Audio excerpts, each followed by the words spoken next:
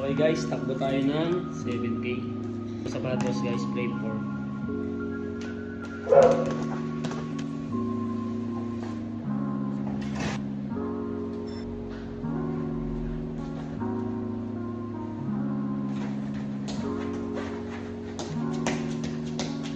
Alright guys, tapos na tayo tumakbo ng 100 meter. Bali parang 200 meter na takbo natin. So unang 100 meter natin guys, warm up. Sprint 2:53 yung pace natin.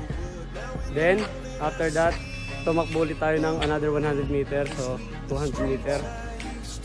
Pace natin 3. So ngayon, tatakbo na tayo guys.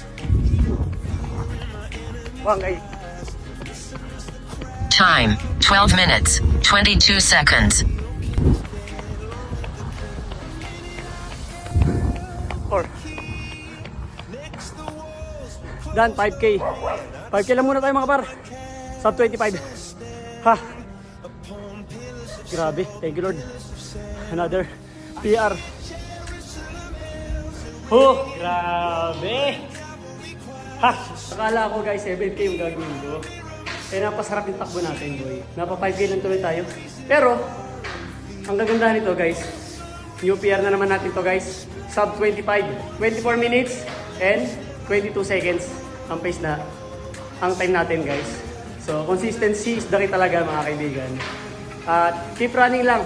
Always remember, always keep moving forward. God bless to all of you. Keep safe everyone. Yeah, peace out.